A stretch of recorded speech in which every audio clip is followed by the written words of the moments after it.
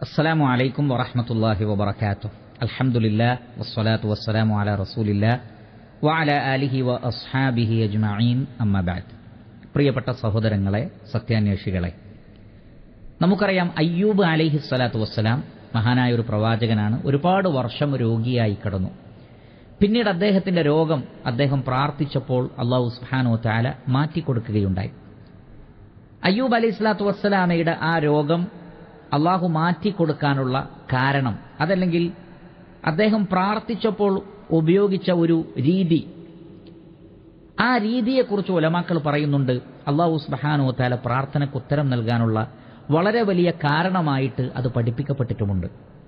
സൂറത്തുൽ അംബിയയിലെ 83-ാമത്തെ ആയത്തിൽ നമുക്ക് ആ പ്രാർത്ഥനയുടെ ഒരു ഘടന കാണാം. അവിടെ അയ്യൂബ് അലൈഹി സ്വലാത്തു വസ്സലാം ഇങ്ങനെയാണ് പ്രാർത്ഥിക്കുന്നത്: വ അയ്യൂബ ഇദ് നാദാ റബ്ബഹു.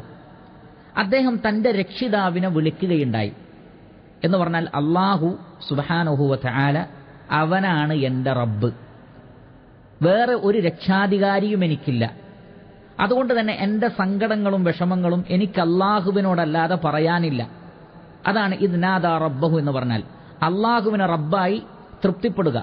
പ്രവാചകൻ പറഞ്ഞല്ലോ, മൻ റദിയ ബില്ലാഹി റബ്ബൻ, രക്ഷിതാവായി, സഹായിയായി, പ്രാർത്ഥനയ്ക്ക് ഉത്തരം നൽകുന്നവനായി, എല്ലാ നിലക്കും തന്റെ പ്രശ്നങ്ങൾ പരിഹരിക്കുന്നവനായി, എന്നെ സംരക്ഷിക്കുന്നവനായി അള്ളാഹുവിനെ ഞാൻ തൃപ്തിപ്പെട്ടിരിക്കുന്നു എന്നാണ്.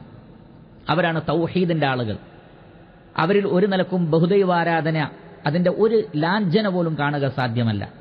അവർ അള്ളാഹുവിനോട് മാത്രമേ പ്രാർത്ഥിക്കൂ, അള്ളാഹുവിനോട് മാത്രമേ സഹായം തേടൂ. രോഗം മാറാനും കുട്ടികളെ കിട്ടാനും മറ്റു പ്രയാസങ്ങൾ നീങ്ങാനും അവർ അള്ളാഹുവിനോട് മാത്രമേ പ്രാർത്ഥിക്കുകയുള്ളൂ. അതാണ് അതിൽ ഒന്നാമത്തത്. അള്ളാഹുവിനോട് മാത്രമാണ് പ്രാർത്ഥിച്ചത്, അള്ളാഹുവിനെ തന്റെ റബ്ബായി കണ്ടുകൊണ്ട്. എന്നിട്ട് പറയുകയാണ്, അന്നീ മസ്സനി അദ്ദുറു, അള്ളാഹുവേ എന്നെ ഉപദ്രവം ബാധിച്ചിരിക്കുന്നു.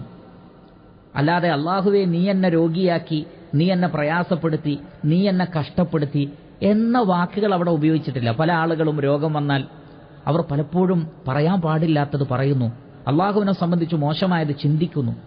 ഇവിടെ അങ്ങനെയൊന്നും അദ്ദേഹം പറയുന്നില്ല. അള്ളാഹുവേ നീ എന്നെ കഷ്ടപ്പെടുത്തി രോഗിയാക്കി എന്നൊന്നും അദ്ദേഹം പറയുന്നില്ല. മറിച്ച് അദ്ദേഹം പറയുന്നത് അന്നീ മസ്സനി അദ്ദുറു, എന്നെ ഉപദ്രവം ബാധിച്ചിട്ടുണ്ട്, പ്രയാസം ബാധിച്ചിട്ടുണ്ട്, ഞാൻ രോഗിയാണ്, വളരെയധികം പ്രയാസപ്പെടുന്നുണ്ട് എന്ന് പറഞ്ഞു. എന്ന് മാത്രമല്ല, അള്ളാഹുവിന്റെ മുന്നിൽ ഉലമാക്കൾ പറയുകയാണ്, അള്ളാഹു സുബ്ഹാനഹു വ തആലയുടെ മുമ്പിൽ തന്റെ ആ ഒരു നിസ്സഹായ അവസ്ഥ, ഞാൻ ഫക്കീറാണ്, അങ്ങേയറ്റം ഫക്കീറാണ്, ഒന്നിനും കഴിവില്ലാത്തവനാണ്, എല്ലാം റഹ്മാനായ റബ്ബെ നീ നൽകുന്നവനാണ്, അതുകൊണ്ട് ഞാൻ പ്രയാസത്തിലാണ്, ഞാൻ കഴിവില്ലാത്തവനാണ്, ഞാൻ നിന്റെ അടിമയാണ്, നിന്റെ സഹായമല്ലാതെ മറ്റൊരു സഹായവും എനിക്കില്ല എന്ന് പറഞ്ഞുകൊണ്ടുള്ള ആ ഒരു താഴ്മയും വിനയവും തന്റെ അവസ്ഥയും റബ്ബിന്റെ മുന്നിൽ വെക്കുകയാണ്. അല്പം പോലും അഹങ്കാരമില്ലാതെ, പൊങ്ങച്ചമില്ലാതെ അങ്ങേയറ്റം അള്ളാഹുവിന്റെ മുന്നിൽ തന്റെ കാര്യം സമർപ്പിക്കുകയാണ്. പിന്നീട് പറയുന്നത് വ അൻത അർഹമുർ റാഹിമീൻ, നീ കരുണ കാണിക്കുന്നവരിൽ ഏറ്റവും നന്നായി കരുണ കാണിക്കുന്നവനാണ്. അർഹമുർ റാഹിമീൻ, അല്ലാഹു സുബ്ഹാനഹു വ തആല നമുക്കറിയാം, അല്ലാഹു റഹ്മാനാണ്, റഹീമാണ്, അങ്ങേയറ്റമുള്ള കാരുണ്യമാണ്. ഈ പ്രപഞ്ചത്തിലുള്ള ജീവജാലങ്ങൾ പോലും കാണിക്കുന്ന റഹ്മത്ത് അല്ലാഹു സുബ്ഹാനഹു വ തആലയുടെ റഹ്മത്തിന്റെ 100-1 മാത്രമാണ്.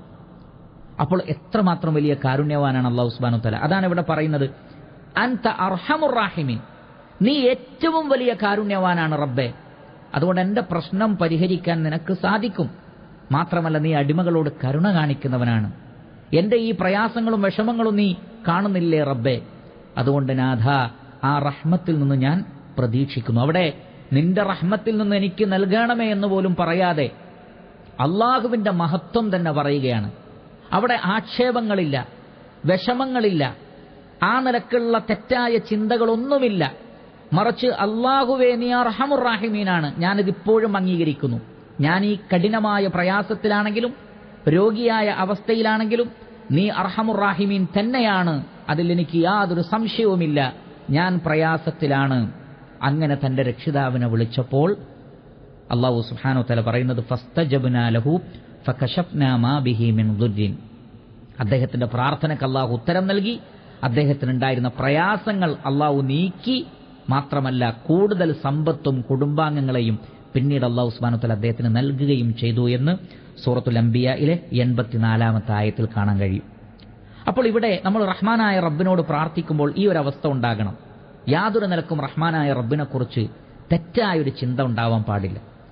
നമ്മൾ എന്ത് പരീക്ഷണത്തിലാണെങ്കിലും അള്ളാഹു കാരുണ്യവാനാണ്, അർഹമുർറാഹിമീനാണ് എന്ന് നമ്മൾ അംഗീകരിച്ചേ മതിയാകൂ. പ്രാർത്ഥനയ്ക്ക് ഉത്തരം നൽകാം അള്ളാഹുവിന് മാത്രമേ കഴിയൂ എന്ന് നമ്മൾ അംഗീകരിക്കണം. നമ്മുടെ വിഷമങ്ങളും സങ്കടങ്ങളും പറഞ്ഞ് അള്ളാഹുവിന്റെ മുന്നിൽ നമ്മുടെ ദുർബലത നമ്മൾ വ്യക്തമാക്കുകയും വിനയപ്പെടുകയും വേണം. എങ്കിൽ നമ്മുടെ പ്രാർത്ഥനകൾക്ക് അള്ളാഹു ഉത്തരം നൽകും. ശ്രദ്ധിക്കുക. അള്ളാഹു അനുഗ്രഹിക്കട്ടെ. വസല്ലല്ലാഹു വസല്ലമ അലാ നബീന മുഹമ്മദി വആലിഹി വസഹ്ബിഹി അജ്മഈൻ വൽഹംദുലില്ലാഹി റബ്ബിൽ ആലമീൻ.